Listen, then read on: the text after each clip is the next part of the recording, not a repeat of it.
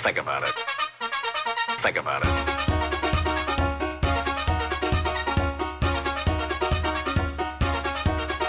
Think about it.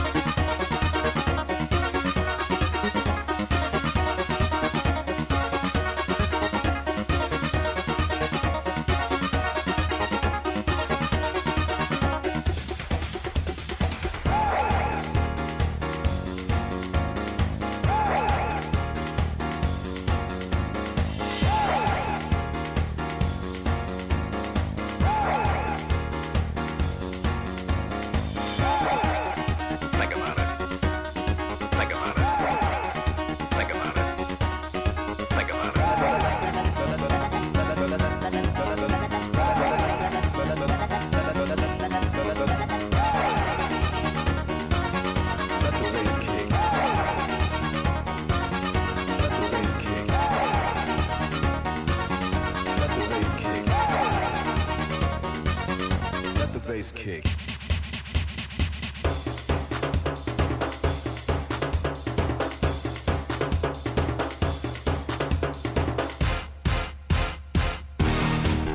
Think about it. Think about it. Think about it. Think about it. Think about it. Think about it. Think about it. Think about it. Think about it. Think about it. Think about it.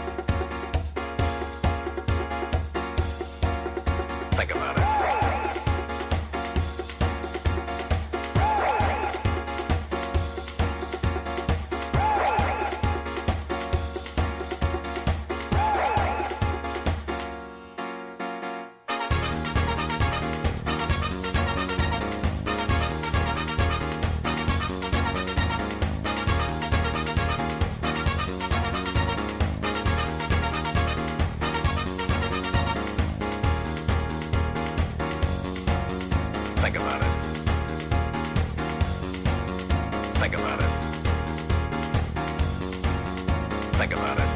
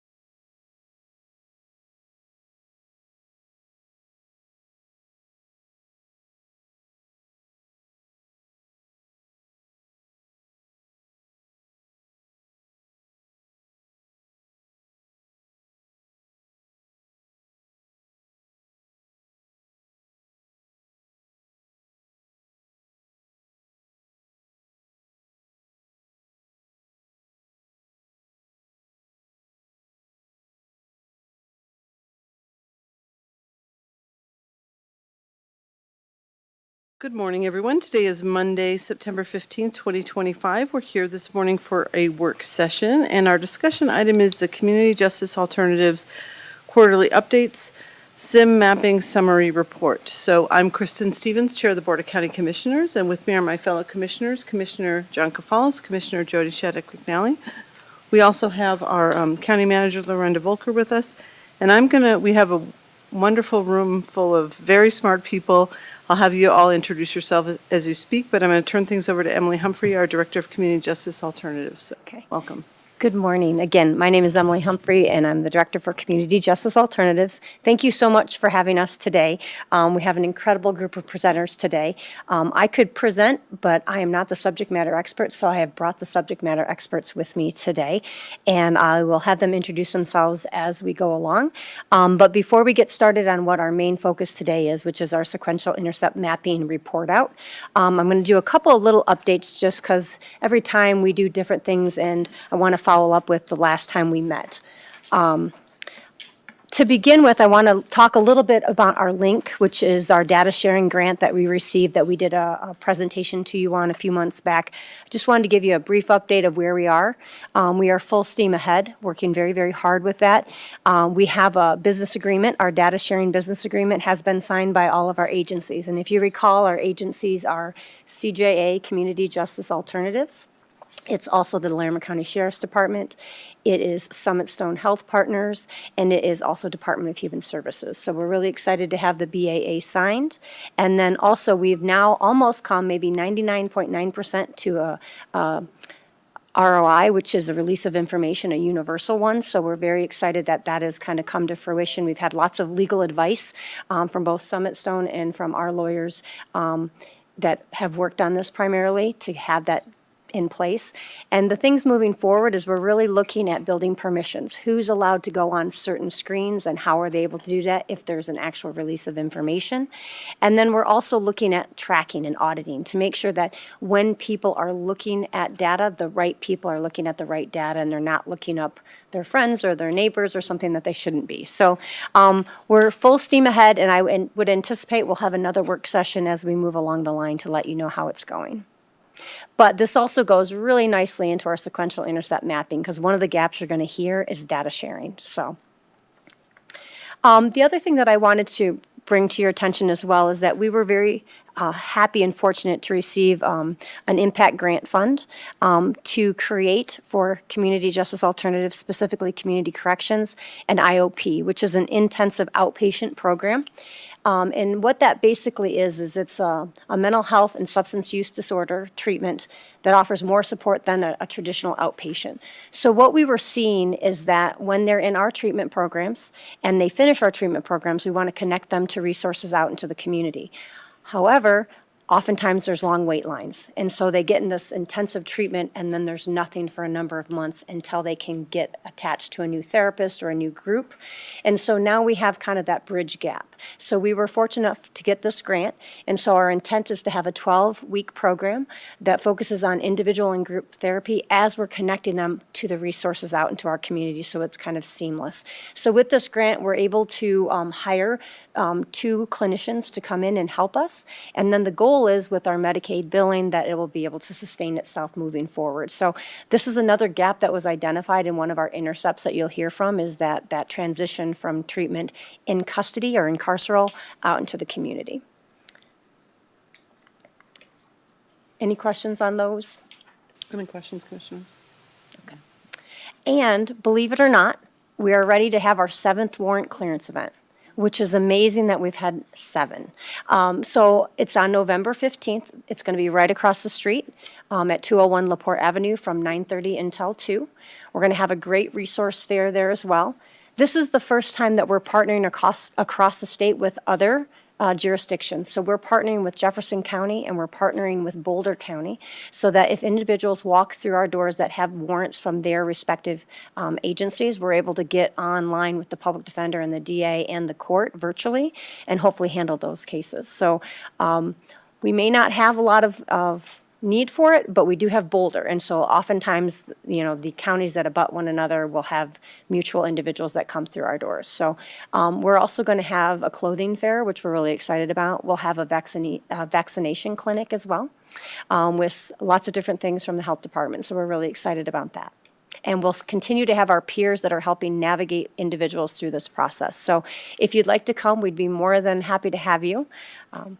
This time, Rosie's mom's out of town, so Rosie will not be helping us this time. So MJ's got to find me some more folks to help me as cute as Rosie. I don't know if that's going to work. Had a few folks. Okay. All right. So I want to kind of step into why we're here today. So this is basically the Larimer County Strategic Plan and the 2024 to 2028 plan. And I'm the goal steward. I don't even know if I got the right language for that, but the goal steward for strategic plan goal number 2, which is quality of life. And part of our quality of life is obviously to encourage a vibrant community with opportunities that enhance the health, the well-being, and economic opportunities for all of our current and future generations and community members. So part of that is objective 1, which is promote health and well-being for our community. And 1C is to develop the sequential intercept mapping project.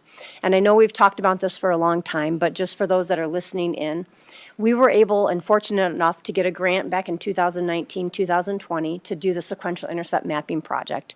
And then a global pandemic took place.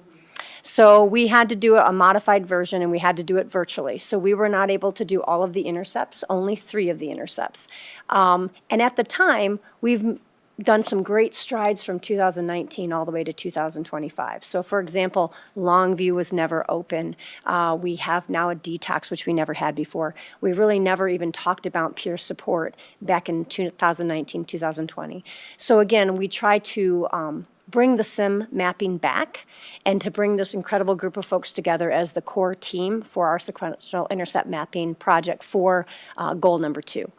We wrote a grant to try to bring them back, which is the SAMHSA grants, and we were unsuccessful. So big shout out to the Sheriff's Department, because the Sheriff's Department gave us the funding to bring them back. So we were actually able to have our sequential intercept mapping project and to do all of the intercepts, and that's what we're going to be talking about today. Before I introduce these incredible folks in front of you, I'm going to talk about what's in front of you right now. You have a packet, which is the PowerPoint, so you can kind of follow along if you'd like. There's also a giant map that we're going to be talking about in length. We blew it up. You still need your reading glasses, most likely, because I do. There's that as well. There's also the actual report, and the actual report is about 93 pages. So you have that if you want to peruse that later on. If you have any questions from that, you may take a look at it. And then within that report, there is recommendations, and we pulled out those recommendations from that 93-page report, so it's easier for you to find.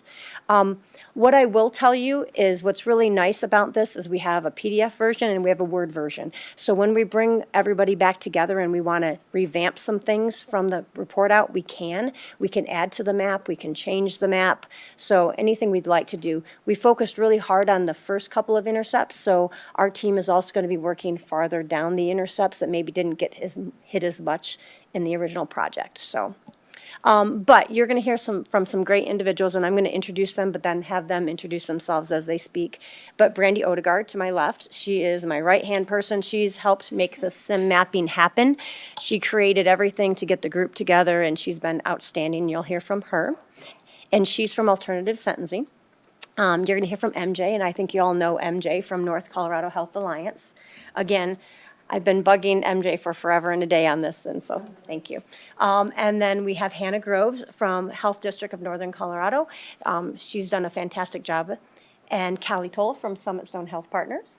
And then April Moore from Community Justice Alternatives, who you've heard from before. So great folks that know far more than I do.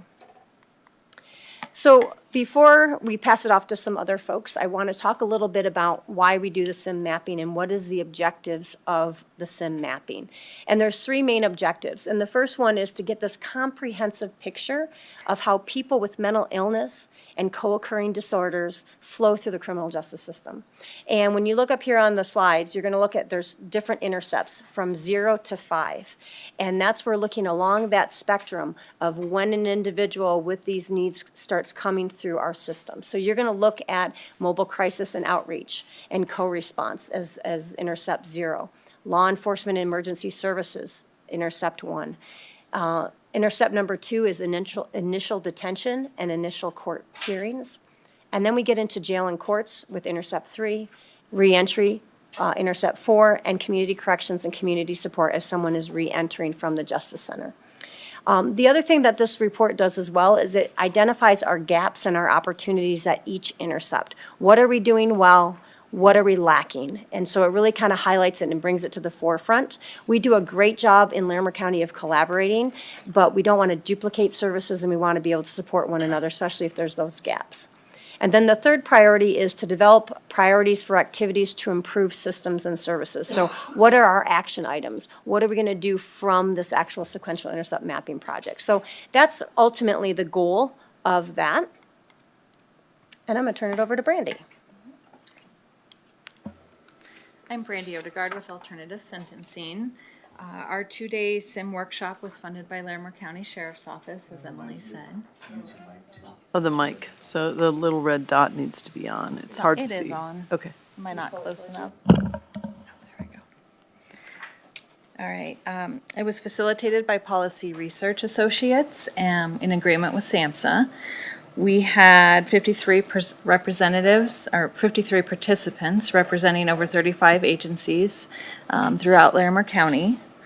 This included representatives from law enforcement and emergency services, co-response and crisis outreach teams, representatives from the courts, probation, parole, the district attorney's office and the public defender's office, a wide range of medical, substance use disorder, and behavioral health treatment providers, peer support specialists, and individuals with lived experience, representatives from community corrections, alternative sentencing, and the county jail, a wide range of housing, outreach, and community resource programs, as well as engaged community members. While there were additional entities we would have loved to have included in this workshop, participation was intentionally limited at the recommendation of Policy Research Associates. We had a diverse group in attendance that represented a comprehensive perspective on system intercepts and revealed opportunities for improved coordination and service delivery. During our 2-day workshop, we had large group discussions as well as smaller focus group collaborations.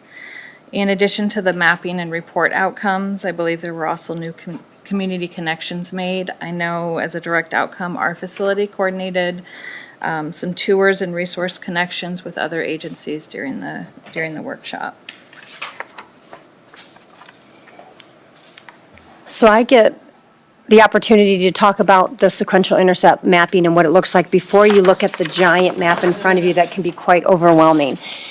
So if you look at intercept 0 on the PowerPoint, those are really our community service, and they're really focused on crisis. So there's like the 988, for example, our crisis lines and our crisis care continuum in intercept 0.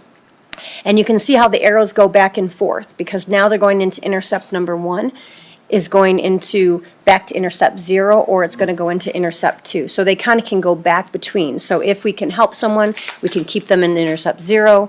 They may go to 1, back to 0, but they might go down further into the criminal justice system. So if you look at all of the crisis support in intercept 0, it will go into, well, is law enforcement now getting called? So that's intercept 1. Is local law enforcement part of the process now? And can local law enforcement divert them back to intercept 0, or are they going to go further into intercept number 2? And intercept number 2 is the initial detention. Someone has been placed in custody. What comes next? Do they need to stay there? Maybe they're heading into competency or something along those lines. Or now they're going to go to their first court appearance. And with their first court appearance, they're going to go into intercept number 3. And intercept number 3 is when you talk about lots of different options when they come to court. You have our specialty courts, which is our problem-solving courts that we've all spoken about. They could go there. Maybe that's a better fit than the traditional jail process or criminal justice process. They can go from jail to a disposition, and from the disposition, then they go into intercept number 4. And intercept number 4 is, are they going into prison? Are they going into jail? And how can we move them back and forth, right? So from prison, what opportunities can we give them? When they go into intercept number 5, they can go out to probation, they can go out to community corrections, they can go out to parole, and they can go back if they're not getting the services they need, right? So that's really about reentry. Reentry from the justice system back into our community or back. So this is kind of just at a very, very high level what each intercept looks like. So if you get confused, you can go back to this one and kind of breaks it down, because we're going to spend a bunch of time right now on this. And what I will tell you about this map in front of us is that this is not every entity that we have in our community, but this is a pretty good, robust understanding of the programs and things that we have. And I'm going to have the experts speak to it. So does anyone have any questions about just the intercepts in general? Any questions, commissioners? The one question I had is, under, I guess, intercept 4, there's alternative sentencing, but people can get sentenced directly to community corrections, right? Is that? Yeah, they get evaluations by the evaluations team, and then the court can sentence them directly to community corrections, yes. How often does that happen? What percentage would you guess, of people that are sentenced directly, or are they most coming out of DOC and the jail? Good thing we have our Director of Community Corrections here. How convenient. How convenient, thank you. Hi, Alexis Ongley, Director of Community Corrections. So we currently screen, so I would say our average daily population, for example, for today is 343 people. And about 65-ish%, somewhere between 65 and 70% of those folks are direct sentence from the courts. And then the rest of those folks are a combination of transitioning from the Department of Corrections or different types of probation sentences. or Okay. things. I didn't realize that number was that high. Yeah, and I think that's a testament to the bench trusting alternatives here in Larimer County, specifically community corrections. So I think that's an incredible number. We'd rather have them come to us first rather than wait for them to go to prison and then come on the back end to us. We do take, obviously, folks on the back end and more higher risk, but we want to see if we can divert them from going down further into the Department of Corrections. Thank you, Okay. Any other questions? Okay. we're good. So now, you can't even look up here because you won't be able to see it, but if you could look at your chart in front of you, I'm going to start turning it over to our experts who can introduce themselves and start talking about intercept 0 and intercept 1. And I think Callie and MJ, you guys are next. Hi, I'm Callie Toll. I'm a clinical director at Summit Stone Health Partners. So you'll see I'll start with 0. In Intercept 0, it really is about our crisis services. And so that includes our state crisis line as well as all of our crisis services that operate out of Longview, as well as our emergency department. So you'll see kind of that first kind of long box is a list of several different resources that are both local and national. Again, this is going to highlight probably several of them, but not all of our crisis services in our community. That would include also our mobile response and our co-response, who will go into the community and intervene in crises as they're happening, as well as our in-place, so within Longview, and I know you all are very familiar with the services at Longview, but that would include our urgent care within Longview, our SUD services, so detox or withdrawal management services, and our crisis stabilization units. So additionally on here, we have our hospital systems, our healthcare systems, and particularly our mental health and substance use systems that support folks maybe before and or after a call to 911 occurs. And so that's why you see them in this intercept 0 to 1, is because ideally, if somebody does have an engagement, we're pulling them into a community-based resource, wrapping them up with the tools that they need to prevent them moving down the sequential intercept map and through additional systems of care. So some of those pieces include our MAT providers, medication-assisted treatment, I apologize for my acronym there, and also our community-based organizations that serve as a secondary safety net, for lack of a better way to put it, for folks to have a pit stop with familiarity and people that they have potentially engaged with already in the past. And so you'll see certainly some, but not all, because I think we all know Larimer County has an inundation, obscene, an incredible amount of community-based organizations. And actually something we've talked about is putting this into a structure that we can continue to build and add organizations, add resources, services, and then look at that additionally with a population health lens so that we can ensure we're directing people to the right resource at the right time, because that will ultimately be the one that keeps them from moving further into intercepts. We also have housing and homelessness in here, our veterans resources, transportation, domestic violence and suicide prevention. These buckets were specifically named in our sequential intercept mapping workshops, but also our recommendations from PRA, Policy Research Associates, who helped us develop this structure, and continue to be areas where we see high need for intervention, interception in our criminal justice systems.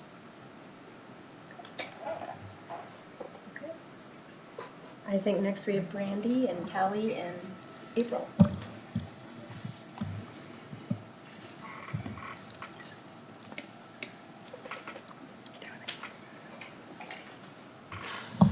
So my name's April Moore with Community Justice Alternatives.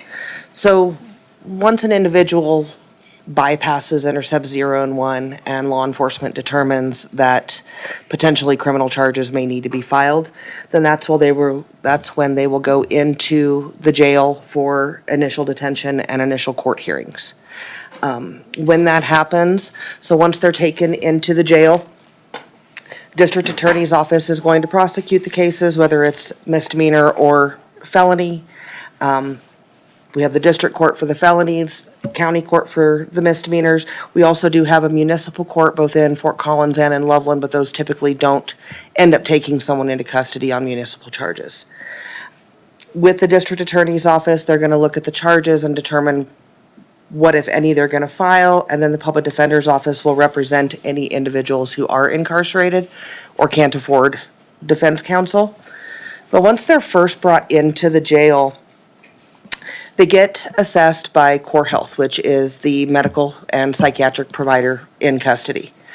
So they're given what's called the BJMHS, which is a brief jail mental health screen, to determine if they do have any kind of behavioral health or potentially substance-related issues that need to be addressed. And then they'll receive follow-up care if they're put into housing and stay in custody. Once they are in custody, they're also assessed by pretrial services. So pretrial services is going to complete an assessment, look at their charges, their criminal history, complete a risk assessment, which is called the CPAT-R, the Colorado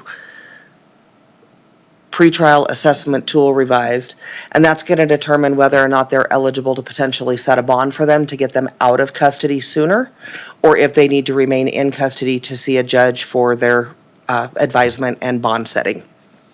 Pretrial also utilizes that brief jail mental health screen, and that helps potentially flag individuals if they are ordered to any kind of supervision for participation in the mental health intervention pretrial services program.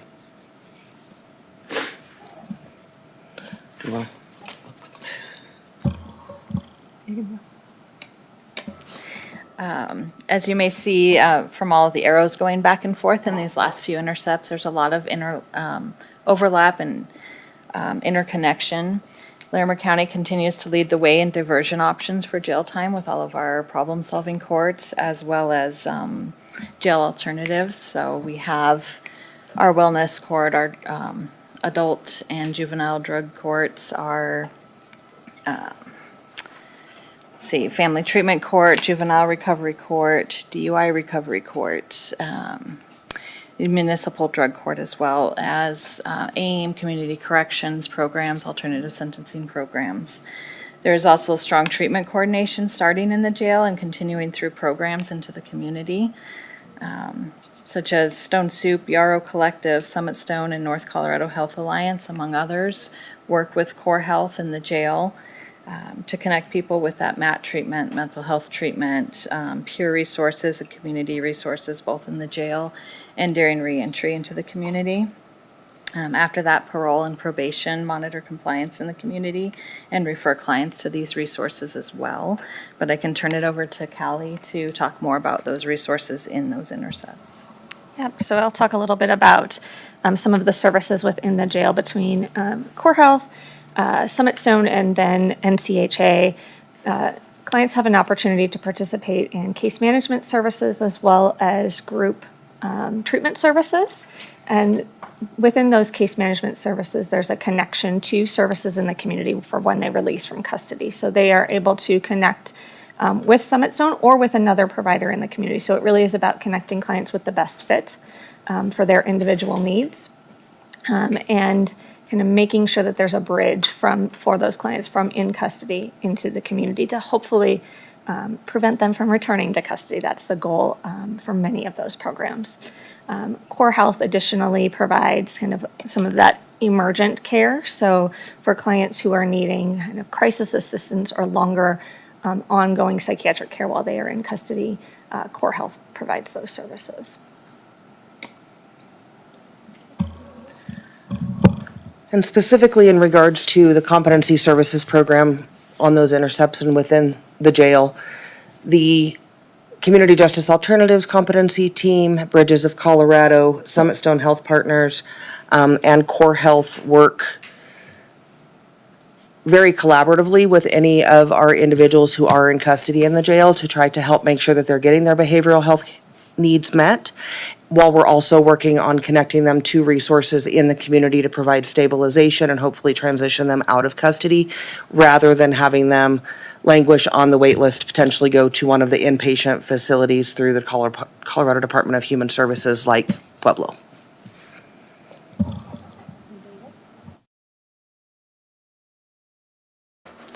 It's a very robust chart. And again, we have the ability to ebb and flow with it, fix it, change it, add more. And so we'll probably see many, many different iterations of this moving forward.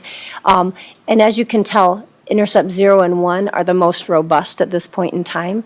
And I know that our group will also be working on 4 and 5 to even maybe develop that a little bit more as we kind of get our groups together and continue to work on goal number 2. Any questions on this? We're going to go now to each intercept and the gaps and opportunities that were given to us by the PRA. Any questions, Commissioner? Okay. Okay. All right, I think we'll move into those intercepts then. Okay, go ahead. In addition to the intercepts map and the workshop in PRA, also, in addition to the map, we also received this report from PRA, and like Emily said, it's over 90 pages, so you should each have your own copy to review, and we have more than an hour and a half. So it breaks down the intercepts and resources in greater detail, as well as identifying potential gaps in services and opportunities for improvement and collaboration.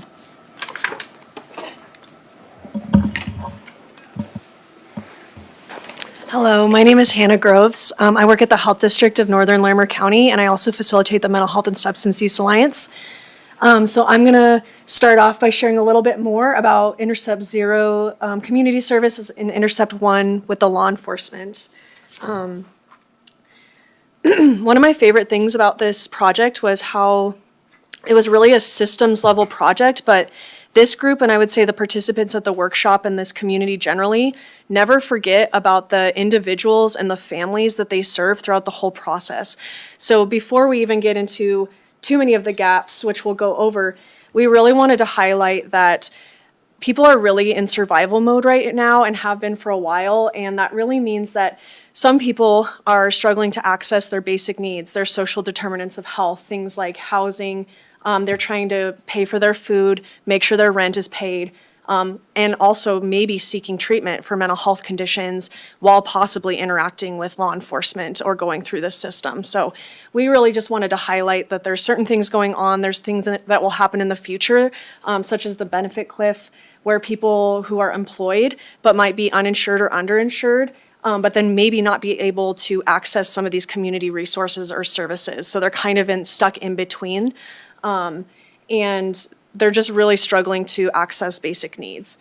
So that happens at the individual level, and then you'll also see throughout this presentation where it's really impacting systems and the ability of service providers to support those clients as well. So it's just happening at multiple levels, and we wanted to highlight that as some context for the rest of the gaps as well. And I'll talk a little bit about the first two gaps that were identified for Intercept 0 and 1. So the first gap that was identified is an issue with the national crisis line, so the 988 number, and that is really that when an individual calls in, and you might all be aware of this already, when they call in, if they're calling from a cell phone, it identifies their location based on the area code of their cell phone number or their phone number that they're calling from versus their actual geographic location. And so that can lead to some delay in the individual getting help because they're having to be transferred and moved around and coordinated, which can be difficult for an individual when they're calling in for help, right? They are looking for local resources, and sometimes that is a challenge. And then the second kind of bullets that you'll see are related to law enforcement and first responders and really kind of that crisis intervention out in the field. And so and a need was identified for increased crisis intervention team training, so that CIT training for our law enforcement. And we know that our law enforcement receives CIT training, but there's an identified need to increase that. You'll also see an item for specialized decision-making training for supporting people with behavioral health challenges. And so this is really about creating training for individuals who are having those crisis interventions, who maybe they're not behavioral health professionals, but are intervening in times of crisis and helping with some training that's specific to interventions. And then you'll see Longview transports listed on here. And that is kind of identifying that there's resources in place for transportation to Longview, but an increase in that would be helpful for our community, as and identified people getting to Longview and leaving Longview can be challenging just given the location and bus services. And you all are already aware of that piece of this. So not anything too new in this intercept. Questions or comments? Is there anything being done about the area code issue? Because that one is a little beyond our control. It is a little bit beyond our control, and I'm not sure if any, Hannah's shaking her head now, so No. maybe she has more. Yeah, I think it's something that we can't really control in our community, especially my understanding is the contract for Colorado was outsourced to somewhere else for those services. And so that has had an impact, but that was not within Larimer County's purview to control. It was like more at the state level.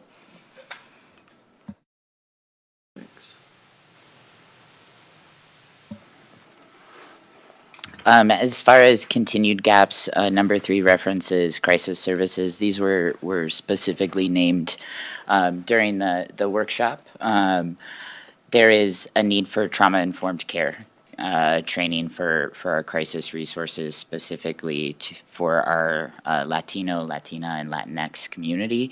And that is both for the service providers and also for the community as a whole.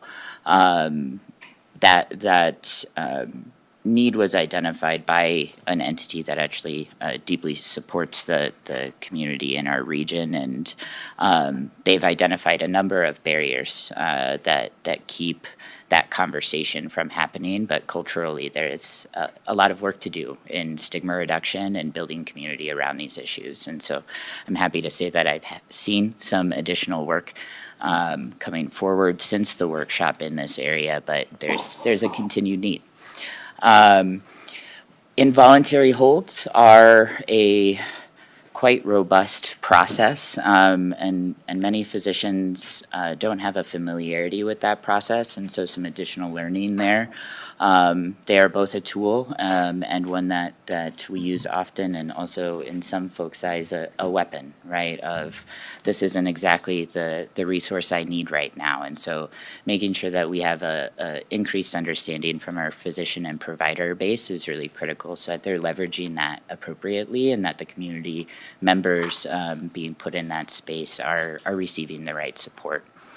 Co-response has limitations in their time and ability to respond to all of the things that go on in our community. And capacity is always a challenge that comes up in these intercept maps. And so wasn't surprised by this being named.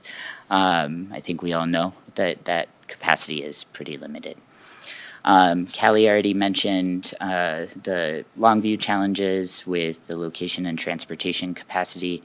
I'd also say there are additional entities under transportation that provide support more in a one-off, or we're working with this person who needs to get to this place, we can figure that out, that aren't as formal as like a Medicaid ride. That can be leveraged. There would just need to be more coordination around those efforts. A hold is lifted without connection for treatment, and so similar to that involuntary hold structure, making sure people are leaving with the follow-up resources is named here, and increased training around crisis services and resources across agencies. We found that some were more familiar or less familiar than others, depending on what entity they represented. Yes? Yeah? Go ahead, Commissioner. That's the right one? I'm gonna start at the top. So, first I'd just like to make one comment and ask a couple of questions. Sorry, can you check your mic too? Thank you. It's Monday. I'd like to start with a comment and then a couple of questions. I know you went through Latino, Latinx, but we have some folks in the community that like Latin and very strongly, sixth, seventh, eighth generation Lovelanders, so I feel like we need to honor that kind of Appreciate wording. that. And then also when you talk about you're working with a provider, I hear from those communities in Estes Valley and Loveland and Berthoud and Wellington, and they have different conversations than what's happening in Loveland and Fort Collins. So when you talk about working with a provider, I'm also wondering, are you trying to, that unincorporated or more rural, not so urban areas have a different need or conversation? So I was curious about those conversations or who was in the room. That's my first question. Yeah, I'm gonna pull on my squad here to make sure we don't miss folks that were there, but we did make sure to incorporate folks from the various communities in Larimer County, because that regional representation is really critical to a structure like this. And there was the limitation of how many folks we could have in that room. And so there's priorities and recommendations that are coming in this discussion that incorporate additional conversation of how we actualize this for these different priorities that I think we have the opportunity to broaden our base and the perspective that's brought with it. And I would agree with that. As we were doing the actual workshop, it became very apparent who was missing. We didn't know until we kind of got into it. So when we reconvene and provide this all to the entire group, we'll bring more individuals into play as we try to develop this even more. Because this is not done. This is certainly not done. And moving forward, we'll do that. Some gaps you're going to hear about are Estes and the rural areas and Red Feather. Those are things that came up in the sequential intercept mapping project. May I continue, Madam Chair? Thank you. Physicians are not familiar with involuntary holds. Which physicians, what areas, which are you talking about, and what physicians were in the room, what groups, and which groups are you talking about? Because when you say physicians, to me, for the general public, that means all physicians, and I don't know if that's for me. I know a few that are, so I'm just curious. Yeah, this was a generalized statement that was brought forward. I can't recall the specific context of what part of the region was named or a provider group, for example. However, I do think that a majority of physicians have continuing education requirements, and we can support them with those things through a accessible structure for them to dig in on involuntary holds and bring that forward with what it looks like in community. In the past, in our region, we have had full working groups on involuntary hold structure and crisis intercepting just on that process. And so I'd anticipate that in order to actually ground this differently, we would need to dig more robustly. And you're right, you're correct. A lot of physicians have extreme levels of re-credentialing and ongoing education every year, more than any other professional group I have really ever encountered. Yeah. It is steep and expensive, and so I'm curious about that, and maybe asking where they can fit that in with other, other trainings, because to do another one, I could see where some are going to be like, who's paying for that? They only get so much a year that is reimbursed. So just want to kind of make a note on that. Yeah. Because not all of them can afford another training unless it's, maybe unless it's done to the whole group or the whole things.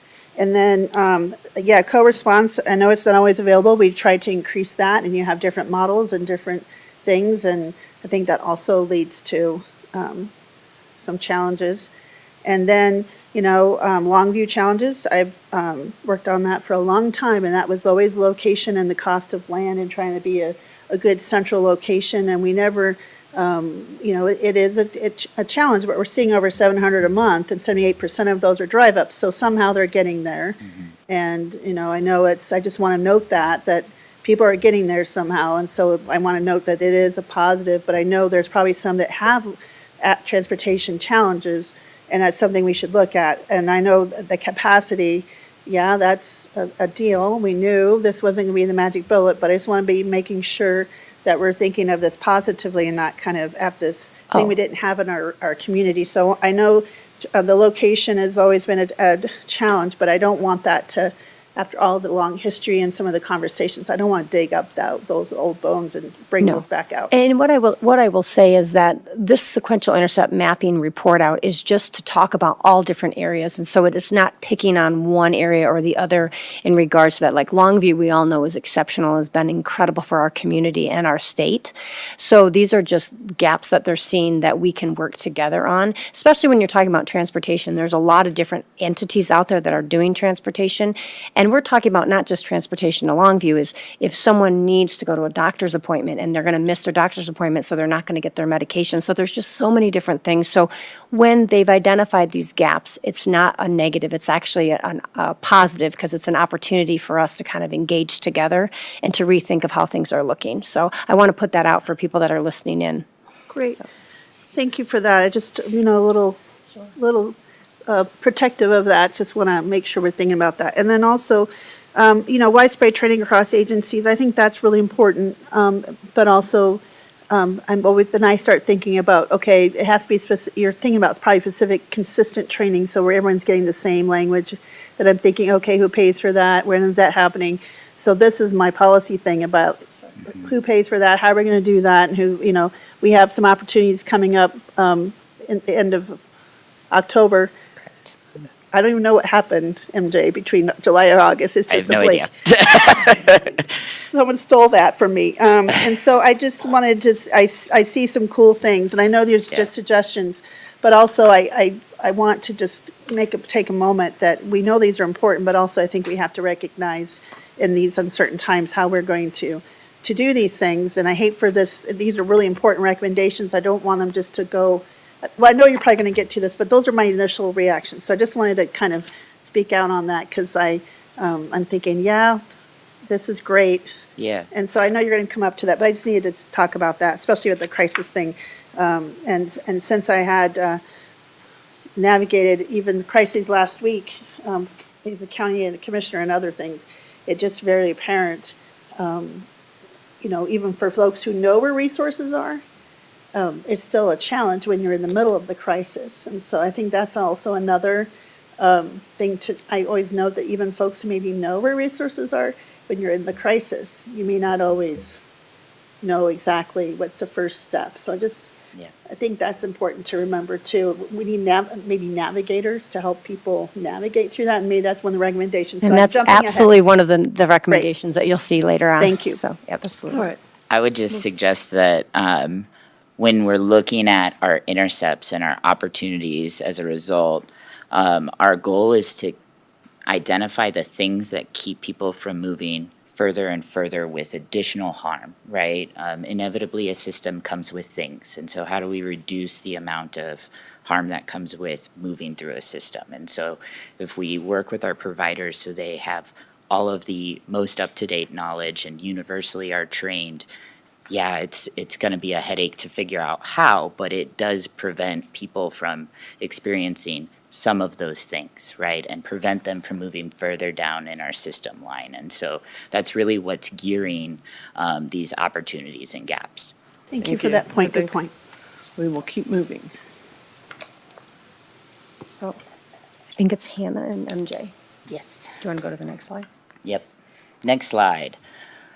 So Hannah and I are going to work together on this one because there's a lot that comes with community-based organizations, and just the sheer number of folks working on this issue in Larimer County is of great benefit. And what we know about our community-based orgs is that they're stretched. They're working as hard as they can, as fast as they can, still trying to deliver that quality of care and anticipating a growing need in the coming years. You made reference that lots of changes are happening, and our community-based orgs are not going to dodge those changes. And so what that means for entities is, the limitations that come with capacity, and making sure that they're still giving folks the things that they need effectively with lessened support to do so. And the long tail of nonprofits continues in that way, right? But it is an opportunity, and I think this mapping workshop brought a lot of entities together to embrace that opportunity of looking at, oh, well, you do a little bit of this and I do a little bit of this. What if we came together and did it together, and bridge that gap a little bit differently, and more of that to come. But it was easy to see people naturally doing that in the workshop, which was really refreshing. There's a continued need for more coordination between systems, be it a navigator or another structure, to make sure that people are moving through these pit stops with as much ease as possible, be it a crisis or coming off of a crisis, what have you. I think, Hannah, you are talking about youth. Am I right? Yes, well, this was an adult sim, but we did have CSU and CSU Health Network represented. And, they were able to share about all the robust things that their 18 to 24 transitional youth or young adults have access to. And then the gap then is, if you're 18 and you don't go to CSU and you live in this community, what is there for you? And I think that in particular is a subset of adults who do need some additional navigation and support, because for a lot of things, it's their first time navigating stuff on their own. And so how can we kind of make sure that we're also addressing their needs as well if they don't have access to the CSU systems? And then we also noted within this some hospital and acute care challenges, licensing gaps. The state require, and for good reasons, lots and lots of licenses and things, and that can be a barrier to serving people. And then we're also seeing very high acuity at Poudre Valley Hospital. And then once again, we already discussed Longview is an incredible asset to our community, and they can only do so much. So how do we meet the needs that still exist? Commissioner Shattuck McNally. Thanks, Madam Chair. I appreciate you bringing forward about the age use 18 to 24. We have some community colleges and some CTE programs with students that might even have, a lot of challenges trying to work in some of those courses. So I'm hoping that we're also looking in those systems and providing, and I know Front Range with their staff have been really open in talking about how to provide services or support students as they go through there. So I want to make sure we're looking at, Front Range, Ames, and then there are some, I forgot the name of those, they're like welding and some other CTE ones that are connecting with the new and expanded CTE programs from CSU, from Pooter and Thompson, and those programs that we just helped expand. And some of those students are transitioning and still part of those programs, but transitioning to finish those CTE certifications. And there was one that spoke that actually was starting to train to become a wildland firefighter, as well as to finishing some of their avenues. And so I feel like that's another gap for those students get forgotten. And so I'm hoping we can maybe also bring them into the mix. So hope that's okay to mention, but we just saw a bunch of those students, and I was really glad to make contact with some of them. I'm just really proud of that they're continuing to look ways to keep going forward. So thanks for letting me add that. Thank you. Do you want me to keep going with transportation? Sure. Okay. So we already mentioned this. This is part of our overarching context of this is just something that our community can really work on. And then in terms of how it intersects with these intercepts, what we noted was people with housing insecurity really face challenging making and keeping appointments. And that's beyond even just mental health, right? That's including their doctor's appointments if they need to go to the dentist, if they need to go to another service. Those point-to-point kind of transportation options are somewhat limited. We already noted Longview, both an opportunity and something that's an incredible asset. This is where we did note some folks from the rural communities. It is incredibly difficult to get to appointments. They're far away. There's limited hours for certain services. And so we really do need to focus on affordable transportation options to get to those point-to-point things, including appointments and that includes for behavioral health and beyond. Anything to add, friends? I think similar to the other gaps that have been named, it just presents another opportunity. And you'll keep hearing that throughout the presentation, but just a perpetual reminder. And we'll move into housing and sheltering.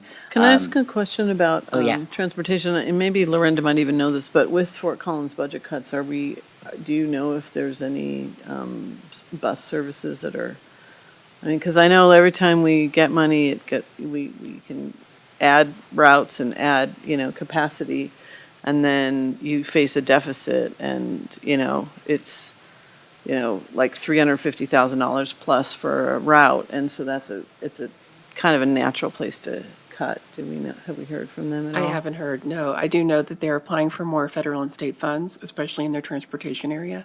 And so that may shore up some of the shortfalls that they have, but I don't know of any specific reductions. Thank you. Madam Chair, I do think Loveland did cut some routes because of their cuts in service, right? But not some of the main ones, but some of the auxiliary ones. I think just so I just want to make note of that. And then I'm wondering also, when we think about more unincorporated in some of their mountain towns, also weather in the winter causes more transportation challenges. So I wanted to make a note of that as well. There may be opportunities through the MPO's mobility program to add some capacity to some of this. A lot of times it's really geared towards seniors, but in rural parts of Weld County, there's been some efforts to do that, and sometimes there are some grants out there. So I think that the mobility person at the MPO is pretty new, but I do think that there's ways to kind of rethink how we do some of this, maybe. Awesome. So in the housing and shelter space, it was mentioned earlier that just folks being able to obtain those things that keep them well, be it housing or food or treatment, it's becoming a competition of what bill we pay today. And so to that end, that instability continues to disrupt the continuity of care for folks, their medication access, and ability to follow through on appointments. And so then we start to see we're not taking our meds anymore. We're not going to our appointments anymore. And now we're maybe talking to law enforcement at a higher interval, moving through our jail system. I think you see where I'm going with that. Given the limited options with the high rental rates, declining wages, and the barriers that come with justice involvement in particular, this creates some exclusionary criteria for folks as they try to get on a housing list, for example, or try to apply for a rental home of any kind. That continues to be a barrier for folks. There are limitations with such a high demand market. If I can take somebody who doesn't have this history over somebody who does, the landlord is going to make that choice. Recovery supports, there has been a lot of growth in this area. And there is a desire from that working group to see more growth in recovery housing. Peer-led respite in particular was named several times. For those who are unaware, a peer-led respite is a voluntary, short-term, non-clinical structure that people can move in and out of on their own will. It is a space that people tend to go when they are in crisis, but it is run entirely by folks who have been there and done that, and they have been shown to be highly effective nationally. This is something we don't have in Larimer County in particular. Recovery housing structures do have their own limitations as well. Some of them are not allowing for MAT access. Some of them are completely full and have a wait list for days. Other limitations are surrounding the acuity that somebody brings in if they have a co-occurring diagnosis or what have you that makes them just not quite the right fit for that space, making them look at other options which are limited. And so making sure that the housing accommodations we have for folks are attuned to our growing demand while also supportive is really where this comes from. Commissioner Shattuck McNally. Thanks for that. Housing is a great need across all sectors, all housing needs, for all groups. Mm-hmm. But you're right, there has been a rapid increase of recovery supports or recovery housing. And I think for a lot of folks, there's a lot of folks who have started houses or programs, and you mentioned one that we don't have. And I think for a lot of policymakers, it's kind of a new space. Is there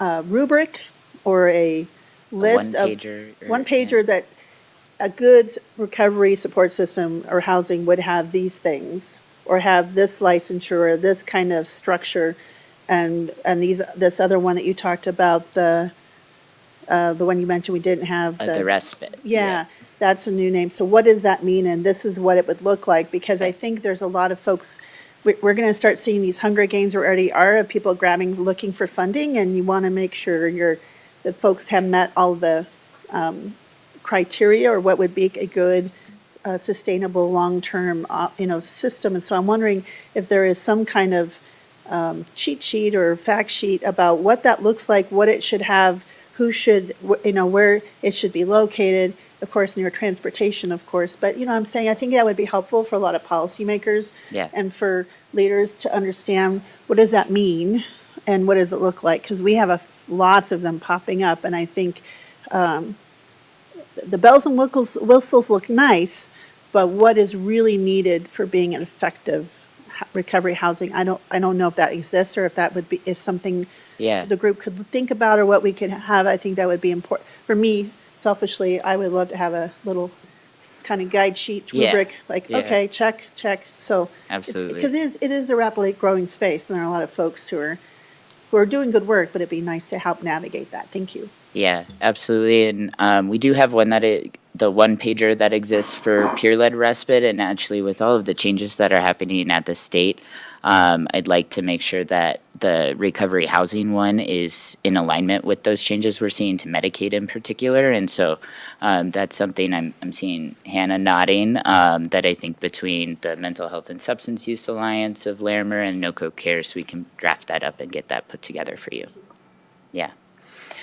Sheltering, we have a 24/7 shelter that's going to be breaking ground in Fort Collins, which is really cool. And we have a shelter down in Loveland that opened. It has limited capacity, like most shelters, and continue to see bed capacity be a concern. And I know the recent fire in Fort Collins rescue mission has presented another level of bed capacity concern as well. And so, to that end, making sure that we have sufficient capacity in that safety net structure while also bolstering affordable housing so we don't rely on it the same way is really the balance that we're trying to strike here. And there's a little bit at the close of that sentence around sheltering. Folks who are moving through our shelters aren't necessarily receiving the best fit of care post-hospital discharge. During COVID, I was working with somebody who broke his arm, and he came to the isolation space, A, because he had COVID, but also B, because he didn't have the ability to go get surgery, because he was going to go back to the shelter, and that wasn't deemed a place that he could actually heal. And that is not an uncommon story. People are prevented from those types of surgeries on a regular basis because they don't have that respite care structure. And so that's something that was named in the group too, is just making sure that we have that step down and respite structure. Veterans not eligible for all community-based services with their VA benefits is the nuance to that sentence, because not everybody gets to access those benefits depending on their discharge type. And so to that end, there's also limited access outside of their VA benefits if they aren't receiving what they want out of a VA-approved facility. The alternatives are quite limited. Okay, I think we're going to move on. I know time is getting a little tight on us, but we're going to talk a little bit about our collection and data sharing. And Hannah, do you want to start, and then I'll chime in as well?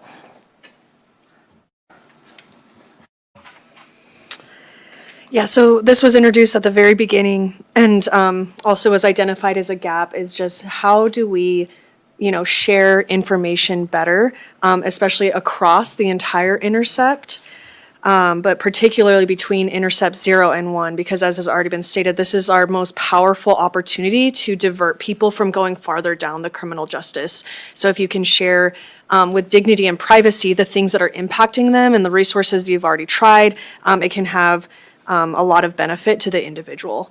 And I know you got the deets about Link. Yes, I did. Yeah. And what I will say is that continuing of care for an individual, whether they're justice involved or not, just that data sharing and that referral needs to happen.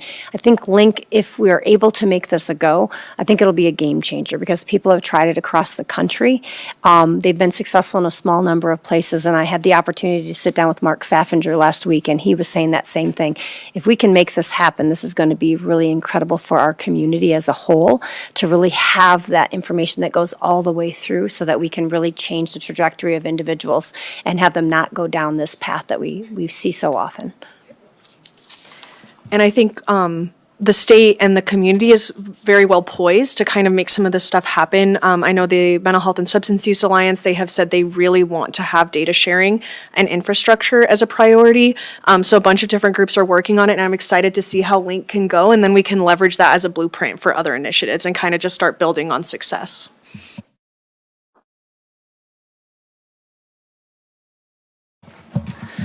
All right, so I'll speak a little bit about some of the gaps and opportunities available through intercepts 2 and 3. So again, the initial detention, initial court hearings, and the jails and courts. One of the big ones that we see is that with an individual with behavioral health issues comes into the jail, a lot of times their charges are lower level. So they're not going to be in custody for long. Their risk assessment and their charge level might require a PR bond being set. But if they're not there for long, they may not have the opportunity to connect with anybody, to identify what needs they have and connect them to those community resources to assist them once they are released. Another gap too in that area is that if they come in uncooperative, they may not even be assessed by pretrial. So then that initial, hey, can we flag them to work with the mental health team at pretrial might be missed as well. So that's kind of one of the gaps just when they're first brought into custody. And then ongoing, if they do remain in custody for a little bit longer, there's quite a few things that can potentially impact whether they can have their behavioral health needs met. The first one is in regards to limitations to accessing the behavioral health care at the jail. There's a very limited capacity. Core Health has only a certain number of staff, but I think there's 800 and some beds potentially that could be filled at the jail. So they're not going to have the ability to provide in-depth work with everybody who's in there. Another one is in regards to the limitations of Summit Stone's JVBS team. Yep. So I can speak a little bit. So JVBS is funded by state funding that the jail receives and partners with both Summit Stone and Core Health. And that money from the state has decreased over the years, and so it has decreased the number of staff that we are able to have in the jail to do these services, and that leads to limited capacity and how many individuals we can reach within the jail. Go ahead. And then another gap that was identified in the jail is that for an individual who is incarcerated to access behavioral health care, they need to request it. They need to put in what's called a kite through the computer system in the jail to request to speak with counseling, and then counseling will assess them to determine if they will be seen by a psychiatrist. So for those individuals who maybe don't have the capacity to put in that request, or who, as we often see with behavioral health concerns, doesn't believe that they need assistance, they're going to miss that opportunity as well.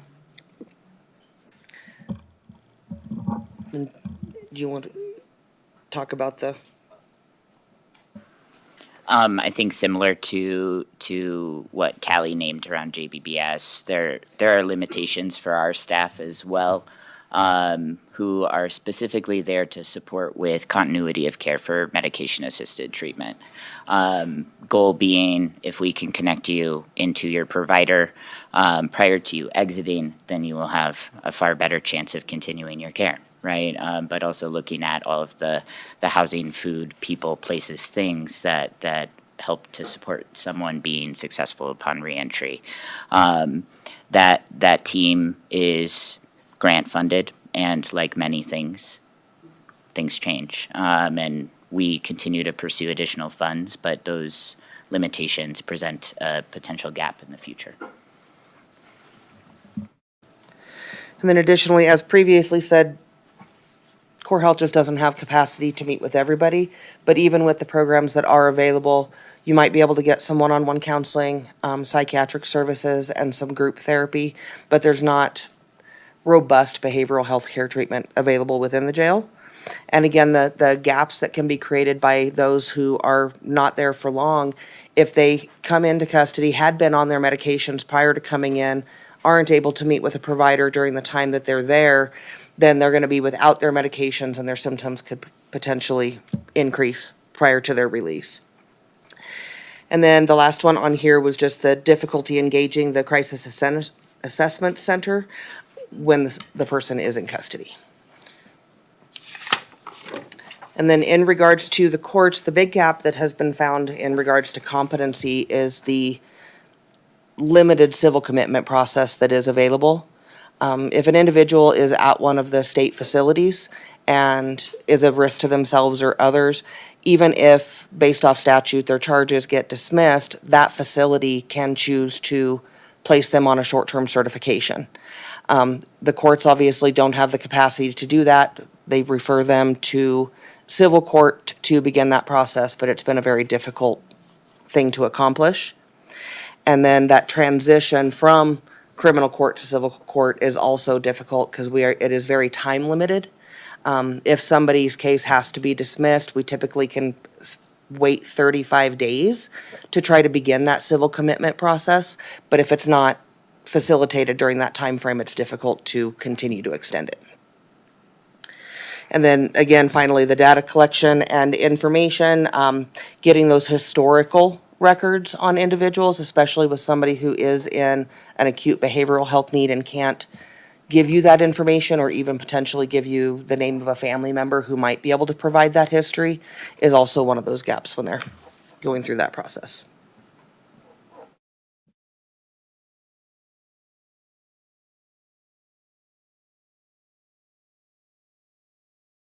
Sorry, I guess I'm on the next one too. So one of the other ones in regards to intercepts 4 and 5, which is again the reentry and community corrections and supports, is kind of back a little bit to what MJ was talking about earlier, is in regards to how incarceration can affect someone's housing. So not only if a person is housed and they spend time in custody, can they then lose that housing, but can applying for housing be limited based off those criminal charges. But if somebody is, say, high acuity and really high on the local housing list to potentially receive a voucher, if they're considered housed for 90 days or more, they get kicked off of that list. So it could be that they're in jail, it could be that they're in treatment, it could be those long delays waiting to go to the state hospital. Any of that, once they hit 90 days, is going to kick them off that list. One of the opportunities that gap has created, though, is that we've been working with Homeward Alliance, who is the new Northern Colorado Continuum of Care for those housing lists, and we're trying a trial run specifically for those individuals in competency of creating a secondary list where at the 90 days, they get moved over to the other list, so they're still not eligible for those housing opportunities. But as soon as we know that they're exiting those programs, they'll immediately put them back on the list. So they're hoping to do the trial run with that and then eventually increase it for anybody who ends up being incarcerated for that length of time. Commissioner Shattuck McNally. I think we've had conversations like this before over the years. We have some folks who have maybe behavioral health needs, especially mental health diagnoses, who are prescribed medication and maybe are on probation, but then do not continue with their medication, then do something to get themselves, it feels like they're kind of doing this. And I, you wonder about if they were taking their medication or staying on, they may not be reoffending or doing things to get them back in touch with law enforcement. So that's always the issue, right?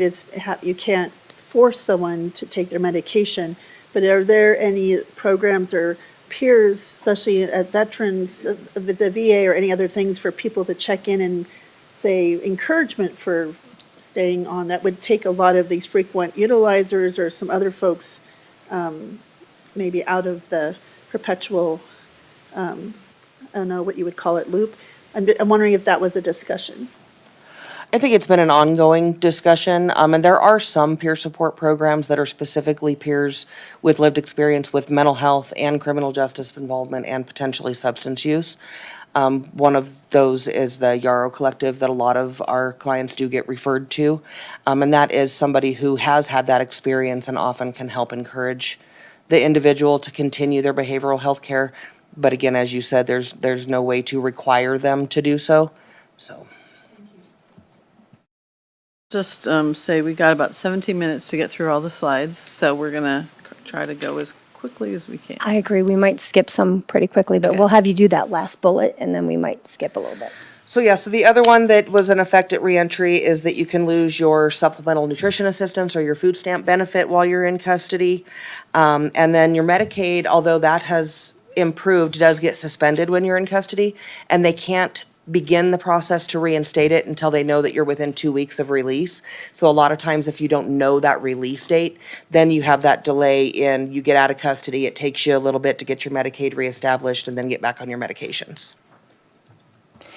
So I think the next slide is for Intercept 4 and 5, and it talks about probation and parole.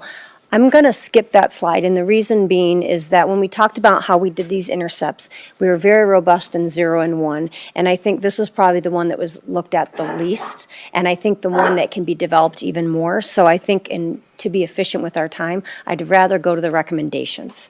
And so I'm happy to reconvene with you about this one, but I think going to the recommendations are going to be a better opportunity. So Yeah, that sounds great. So we're going to start with Callie and the mobile crisis and the recommendation that they've made for that.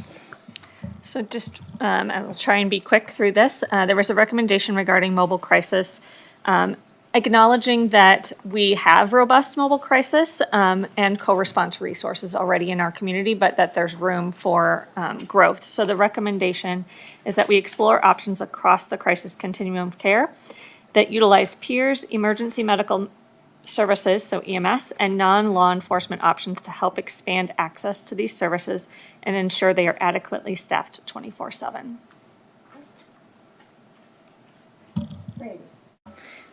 So we've talked a great deal about transportation options. We know that Larimer County faces traditional transportation challenges, particularly some unique barriers in rural areas such as Estes Park and Red Feather. The recommendation would be to conduct a cost analysis of improving these types of transports, considering time, fuel, staffing, and the ripple effects on the local systems when transports are or are not completed. Potential impacts may include increased or decreased accessing of services, cross-community travel, local ER admissions, law enforcement calls, and jail admissions. And Commissioner Cavalis, I would just note on there that we did have a conversation about Red Feather and the rural areas and their access to appointments and things of that nature. We went into that a little bit more in depth, but we will be looking at that very closely.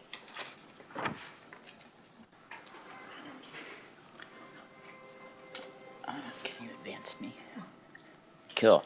Expanding peers across the intercepts. We know that folks with lived experience have incredible ability to connect with individuals. And we have peers in our community in a fairly strong presence, and that is a great benefit. And there's still areas for expansion and potential there. We, for example, have a peer in our emergency room, but one is great. But let's broaden that so then when folks are moving through that structure, we have more access, similar to our reentry models and our crisis co-response models. That's brought in peers, leverage a non-clinical structure to differently support people. So those two priorities in this area were to just increase peers across all intercepts, but also develop a peer respite program. And so that peer respite is that non-clinical short-term stay that is voluntary. So the next one we're going to talk about is the crisis intervention team, which is the CIT training that we talked about. That one of the gaps was that law enforcement. If we had more opportunities for law enforcement to go through that training, it would help.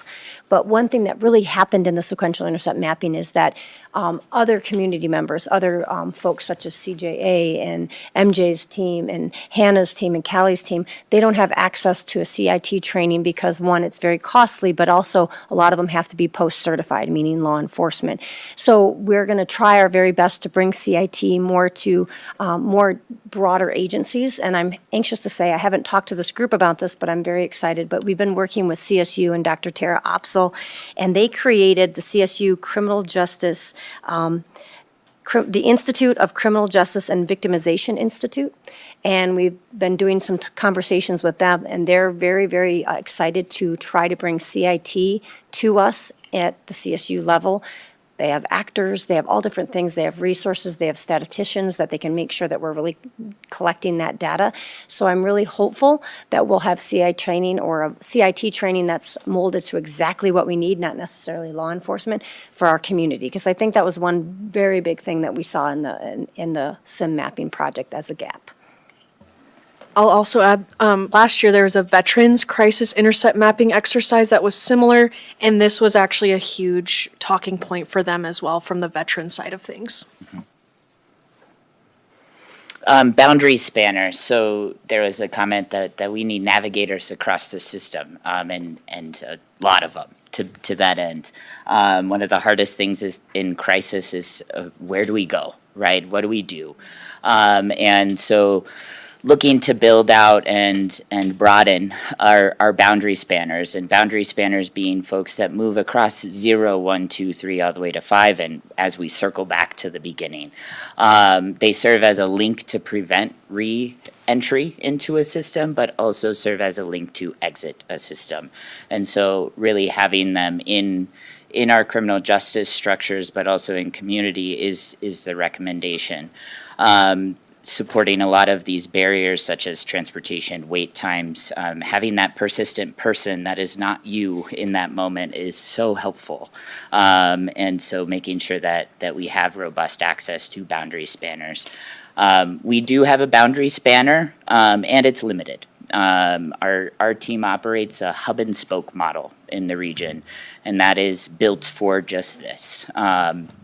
To make sure that we have folks in our criminal justice system, in our community-based treatment centers, in our community-based orgs. However, it is geared towards substance use and was primarily built for MAT, medication-assisted treatment. And so it is not fine-tuned for this. However, we know how to build something like this, and so that is a great benefit. And funding. We know the landscape looks a little bit wild right now, and that is a nice way of framing it. But there are a range of services that are named in this report that are not named in this report, both included and excluded, that are going to be impacted by all of these changes. And I know that when Summit Stone or CJA gets hit by something, that impacts our team too. And so really looking at the range of services and figuring out where the blows are going to come is a critical recommendation for the time that we're in. And it is one that allows us to identify the risk zones, identify the associated funding, what's the gap as a result of something like this, and develop some strategies to protect some of these assets as we move through the landscape that we are in. It also allows us to explore and innovate and bridge across different organizations to try and meet those needs still.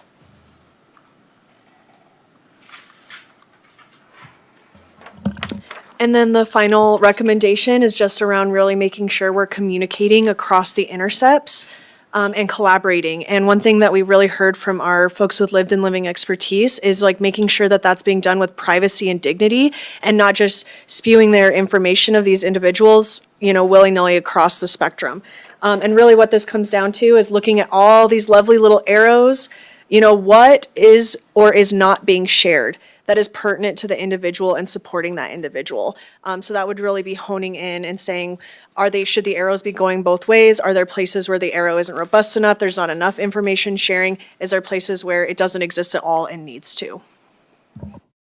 So I think we're almost done, and we're not going to really talk about this next slide, but I'm going to talk about it very briefly. So a lot of the themes and these priorities, these are the top 4 priorities that the group got together during the SIM mapping workshop and said, these are the priorities that we want to work on in our community.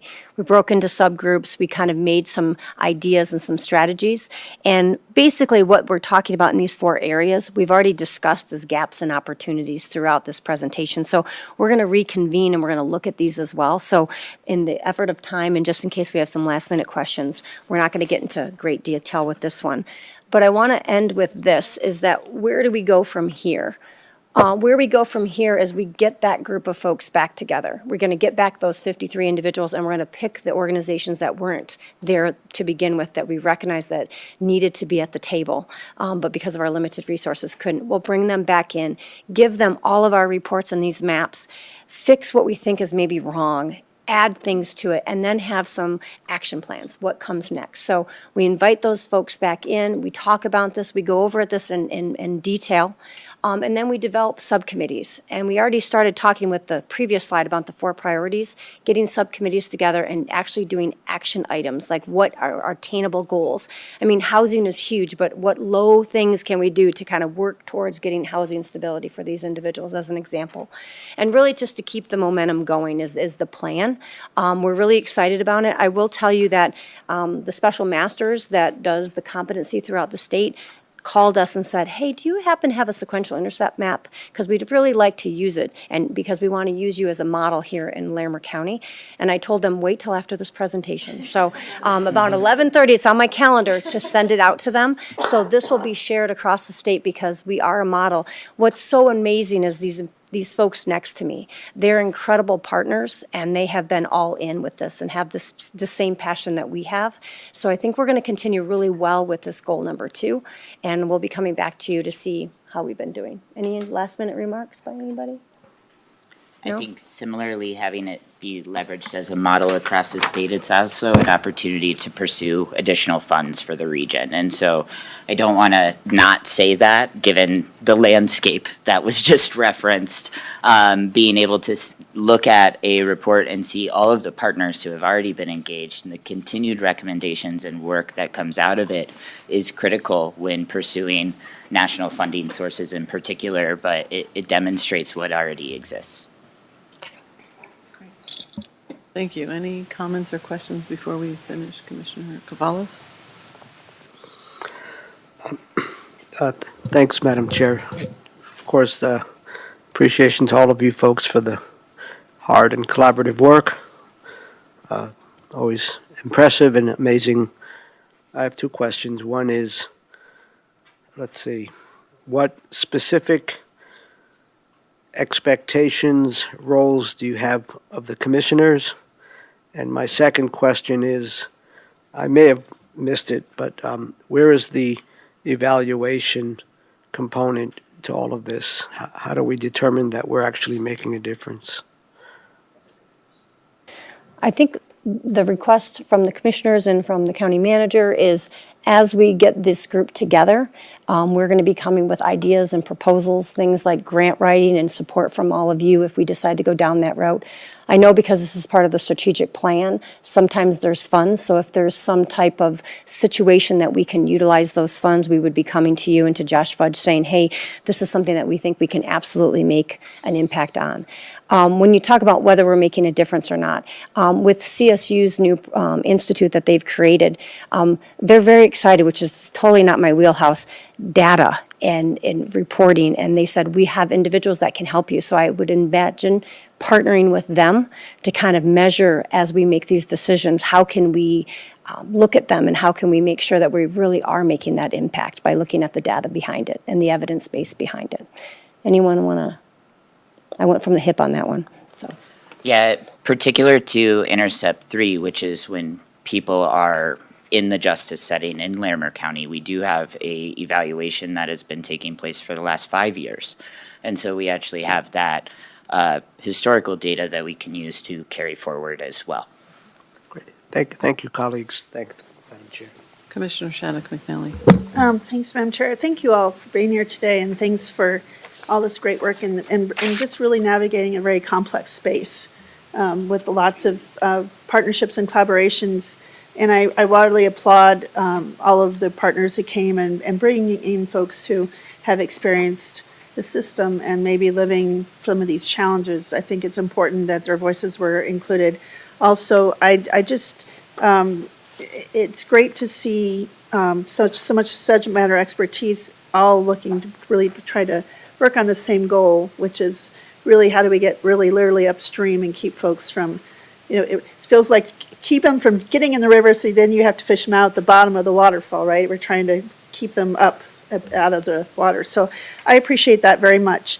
And I want to just, I know a lot of you, this is really heartfelt work, and I just want to thank you for your passion, because it's not always folks that are focused on this, and I think it's really, your expertise and your work is really valued. So I want to say thanks for that. As you bring everyone back together, and I look at some of these folks, some of these recommendations, which I think it's fantastic work and great recommendations. And I hope that you'll dig in a little deeper. And really, I want to stress about looking for that low-hanging fruit. I'm just a little, want to set expectations.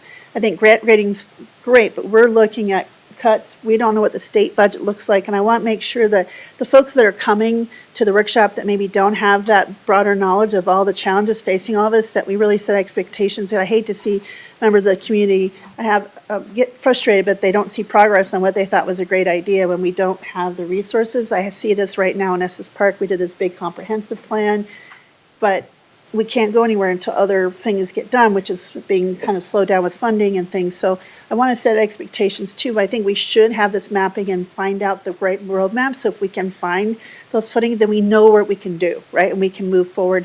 So at that low-hanging fruit, I'm very interested in that, but also still the long strategic goals of what we could invest in now that maybe might have some longer term and cost savings and benefits in the long run. So just really interested in how this all kind of comes together. Thank you for being here today, and I appreciate all of you. Thanks, Madam Chair.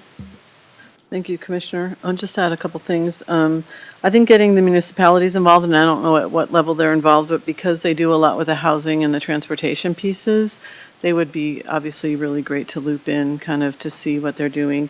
And there again, like with the mobility piece, like how can we, talk to the MPO about possible grants that could happen maybe in that mobility space. I applaud this work because I think it's remarkable. It's really great to know where we have some weaknesses in the system and try to shore those up. We are in that, kind of rough budget situation, but I mean, maybe there's opportunities to how we can do our work more efficiently or better. And it certainly sounds like with the partnership with CSU, the CIT training could be a really great way to make some big, have some big effect without, maybe, it could be a cost-effective way for us to kind of make some of these changes. So I would just say keep up the good work. And I think our end for sure, transportation and housing, that's something we're always working on. But, it's good to know the context of, how you're having to deal with the situation, what you need to. And I think kind of expressing those needs to not only the municipalities, but our housing providers, CARE Housing and Housing Catalyst and all the housing authorities throughout the county is really important too. So they're building the right kind of housing when they're thinking about housing as well. Thank you. And Lorinda, anything else? I guess I'll just say, I appreciate the systems approach. I think that's how you find gaps. You don't look at just one step along the way, you look at the whole process. And I love that one of your slides talked about innovative services and reimagined frameworks. I think that's where we need to go in the short term. Let's make sure we're making the most of what we already have. There'll be time maybe when grants loosen up again and this work can be funded, but we all know it will never be fully funded. The need will always exceed the resources, and the best we can do is try to chip away at the edges and deal with those that are most in need. And it looks like you've made recommendations around those kind of things, those kind of approaches. So I think this is what makes our strategic plan so cool, commissioners, is the fact that we have all these people at the table and they're not county staff. This is a team of people, including county staff, because this problem is not a county problem, it's a regional problem, a community problem. And I think our strategic plan does address it that way. And it's nice to understand more about sequential intercept mapping. We saw that when it came out as an objective. It felt very scientific, and it was hard to put that into the real world, and you all have done a great job of that. Thank you. Yeah, thank you for walking us through that, because I feel like I understand that so much better after today. Great work. Thank you, everybody. Thank you for our community partners as well, Alexis and Jill, who aren't at the table, but still are playing a big role in this space. So with that, we will adjourn at 11:32.